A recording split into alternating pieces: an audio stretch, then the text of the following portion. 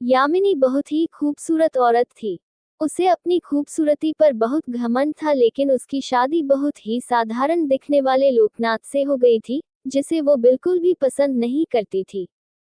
Loknath office में clerk का काम करता था। महीने के 10 दिन वो टूर पर ही रहता। तनख्वाह भी ठीक ही थी, लेकिन यामिनी की हर दिन नई नई फरमाइशों को पूरा करने के चक्कर में महीने के पहले हफ्ते ही उसकी सारी तनख्वाह खत्म हो जाती थी। एक दिन की बात है, सुबह का समय था। यामिनी बिस्तर पर लेटी हुई थी। तभी लोकनाथ ने उसे जगाते हुए कहा, क्या बात है यामिनी, आज बहुत देर तक सोई हुई हो? यामिनी, अरे, जिसकी किस्मत ही सो गई हो, वो जागकर क्या करे? लोकनाथ बोले, क्या बात है, आज सुबह सुबह ही ताने? यामिनी, तो क्या चाहते हैं आप? सुबह सुबह आपकी आरती उतारना शुरू कर दूं या पैर दबाऊं? लोकनाथ समझ गया कि यामिनी को कोई चीज चाहिए, क्योंकि जब भी उसे कोई चीज चाहिए होती थी, वो इसी तरह का नाटक करने लगती थी। लोकनाथ, अरे, क्या चाहिए तुम्हें, बोलो ना। यामिनी, हाँ हाँ, बोल तो ऐसे रहे हो जैसे सोना चांदी लेकर आ जाओगे मेरे लिए। कितने दिनों से आपको सोने की रिंग के लिए बोल रही हूँ, लेकिन तुम तो एक कान से सुनकर दूसरे कान से निकाल देते हो। लोकनाथ, अब जितनी हैसियत है मेरी उतना ही तो कर पाऊंगा मैं, और अभी मेरा हाथ तंग है। 2-3 महीने रुक जाओ ना, फिर दिला दूंगा मैं। यामिनी, तो फिर मुझसे पूछते क्यों हो कि क्या चाहिए? जाए, अपना काम करिए, मेरे सिर में बहुत दर्द है। लोकनाथ क्या करता? डॉट प्रश्नवाचक चिन्ह। किसी तरह कर्ज लेकर यामिनी के लिए रिंग ले आया, लेकिन कामिनी बहुत ही लालची औरत थी। उसे हमेशा कुछ नया चाहिए होता था। इस बीच यामिनी के पड़ोस में एक नया शादीशुदा जोड़ा रमन और प्रिया रहने के लिए आए। जब अपनी बड़ी सी कार में से अमन और प्रिया उतरे तो यामिनी अपनी बालकनी से उन्हें घूरते हुए सोचने लगी। यामिनी मन में, वाह, कितना हैंडसम लड़का है, क्या मस्त कपल हैं दोनों, काफी अमीर भी लग रहे हैं दोनों, कितनी महंगी कार है इनकी, और एक मेरे पति हैं, न शक्ल अच्छी है और न ही कमाई। यामिनी को जब पता लगा कि ये जोड़ा बिल्कुल उनके बगल में रहने के लिए आया है तो वो उनसे दोस्ती करने के लिए मचल उठी। खास तौर पर रमन से उसकी दोस्ती करने की बहुत इच्छा थी। एक दिन वो उनके घर गई। उसने दरवाजा खटखटाया, दरवाजा रमन ने ही खोला।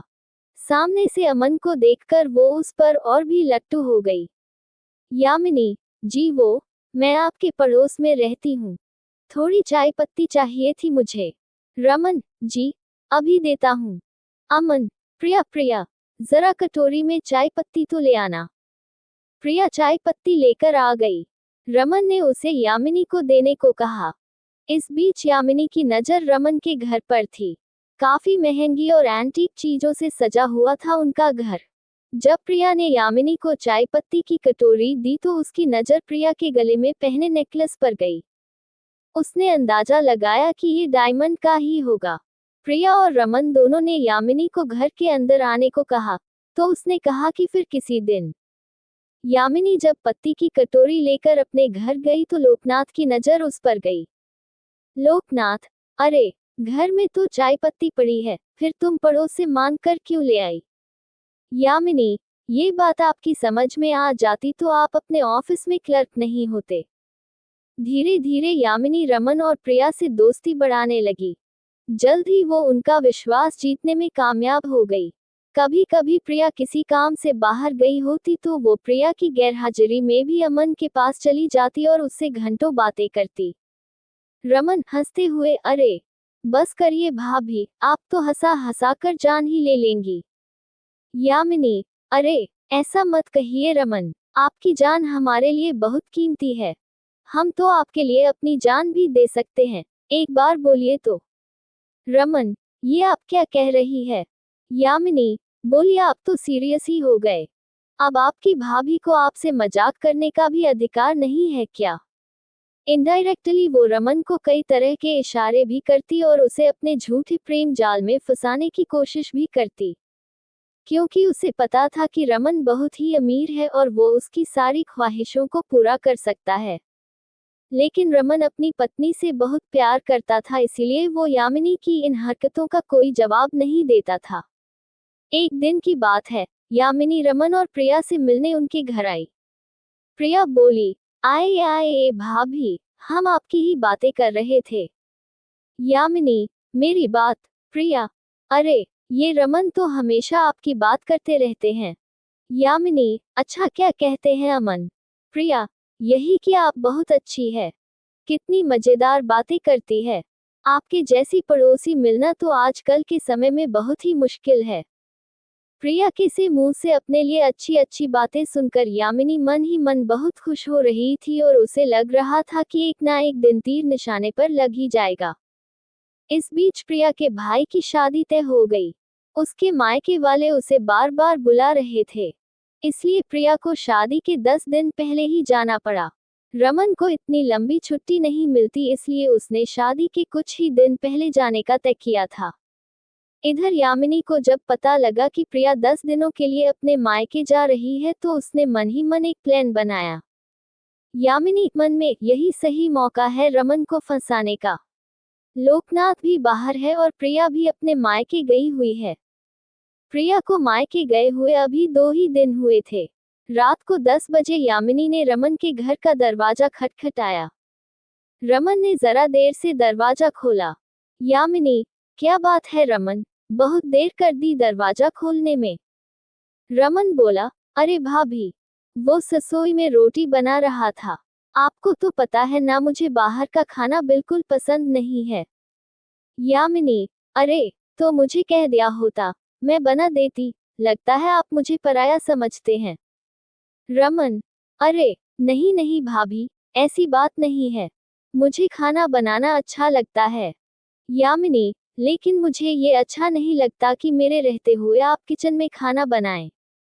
यामिनी भले ही अपने घर में कम ही खाना बनाती थी, लेकिन यहाँ तो उसका मकसद कुछ और था।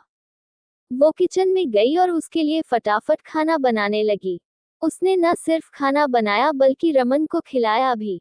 अब तो यामिनी सुबह शाम उसके घर आती और उसका खाना बनाती। रमन को यामिनी का ये स्वभाव बहुत अच्छा लगा। एक दिन, रमन, यामिनी भाभी, मैं आपको क्या कहूँ, सच में आप मेरी बहुत मदद कर रही हैं। नहीं तो खाना बनाना और ऑफिस भी संभालना सच में बहुत मुश्किल काम है। एक दिन की बात है, तामिनी सुबह सुबह रमन के घर आई। रमन को लगा कि हर दिन की तरह वो खाना बनाने आई होगी, लेकिन हर दिन वो 8 बजे के बाद आती थी। लेकिन आज तो 7 ही बज रहे थे। यामिनी, अरे रमन, वो क्या है ना कि आज मेरे बाथरूम का नल खराब हो गया है। बुरा ना मानो तो मैं आज तुम्हारे बाथरूम में नहा लूं। रमन ने हामी भर दी। इधर यामिनी तो किसी और फिराक में थी। उसने रमन के बाथरूम में कैमरा छुपाया और उसमें ऑटोमेटिक क्लिक बटन ऑन कर दिया।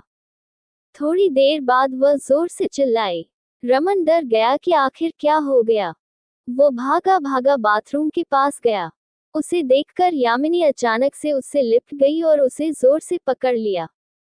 अमन को समझ नहीं आ रहा था कि आखिर हुआ क्या है। इधर कैमरा अपना काम कर रहा था। यामिनी बहुत देर तक जब उससे लिपटी रही तो रमन को भी अब अच्छा लगने लगा था। लेकिन अचानक रमन को लगा कि उससे गलती हो रही है, इसलिए उसने उसे झटके से हटाया। यामिनी, ओह सॉरी रमन, वो क्या है ना कि नहाते नहाते अचानक से पता नहीं कहां से दो छिपकली बाथरूम में निकल आई। उसे देखकर ही मैं डर गई और जोर से चिल्ला पड़ी। रमन अब भी यामिनी से अपनी नजरें नहीं मिला पा रहा था। इधर यामिनी अपने प्लान में कामयाब हो गई थी। रमन के साथ उसकी सारी तस्वीरें कैमरे में कैद हो गई थी, जिसमें उन दोनों ने एक दूसरे को गले से लगा रखा था। अगले दिन वो सारी तस्वीरें रमन को लिफाफे में अपने घर के बाहर पड़ी मिली। उन तस्वीरों को देखकर उसका दिमाग झन्ना गया। तभी यामिनी वहां गई। उसके हाथ में भी एक लिफाफा था। यामिनी, रमन, ये देखो, किसी ने कल हमारी तस्वीरें खींच ली है। वो मुझे ब्लैकमेल कर रहा है और कह रहा है कि अगर मैं 2 लाख रुपए उसे नहीं दूंगी तो वही ये तस्वीरें मेरे पति को दिखा देगा। अमन देखो, मैं एक सीधी शादी भारतीय नारी हूँ। मुझे नहीं पता कल किसने ये हरकत की है। रमन को भी कुछ समझ नहीं आ रहा था। उसने 2 लाख रुपए यामिनी को दे दिए। हालांकि उसे यामिनी पर रत्ती भर भी शक नहीं था, लेकिन यामिनी ने एक बार फिर से उससे 4 लाख रुपए मांगे तो उसका दिमाग ठनका। फिर भी उसे ज्यादा शक नहीं हुआ। उसने 4 लाख रुपए भी उसे दे दिए। लेकिन जब रमन प्रिया के पास जाने की तैयारी कर रहा था तो यामिनी ने फिर से उसे 4 लाख रुपए मांगे। इस बार अमन को लगा कि दाल में जरूर कुछ काला है। हालांकि गलती उससे भी तो हुई थी। रमन ने बहुत सोचा और उसने प्रिया से माफी मांगते हुए उसे सारी बातें बता दी। प्रिया उसी समय अपने मायके से रमन के पास लौट आई। उस दिन यामिनी जब शाम को 4 लाख रुपए लेने आई तो उसने प्रिया को देखा। प्रिया को देखकर उसका चेहरा उतर गया। यामिनी, अरे तुम कब आए? प्रिया, प्रिया जी, अभी आए हूँ भाभी। उसके बाद प्रिया ने रमन और यामिनी की सारी तस्वीरें उसे दिखाए और कहा, प्रिया भाभी, आपने मुझे बताया क्यों नहीं कि कोई आपको इन तस्वीरों के लिए ब्लैकमेल कर रहा है? मैं अभी इन तस्वीरों को लेकर पुलिस स्टेशन जा रही हूँ। पुलिस का नाम सुनते ही यामिनी के होश उड़ गए। उसे अपनी पोल खुलने का डर सताने लगा। उसने पुलिस स्टेशन ना जाने की बात उनसे कही लेकिन प्रिया अड़ी रही। आखिरकार यामिनी टूट गई और रोते रोते उसने अपना गुनाह कबूल कर लिया। प्रिया, मुझे शर्म आती है आप जैसी औरतों पर, जो अपने मतलब के लिए दूसरे मर्दों को फंसाती हैं। अरे लोकनाथ भैया, में क्या कमी है? वो बेचारे तो आपको हर खुशी देने की कोशिश करते हैं, लेकिन पता नहीं आपको ऐसा क्या चाहिए जो आपका लालच खत्म ही नहीं होता। यामिनी को अपनी गलती का एहसास हो गया था। उसने उन दोनों से माफी मांग ली, लेकिन रमन और प्रिया ने कुछ दिनों बाद अपना फ्लैट खाली कर दिया और वो कहीं और रहने चले गए।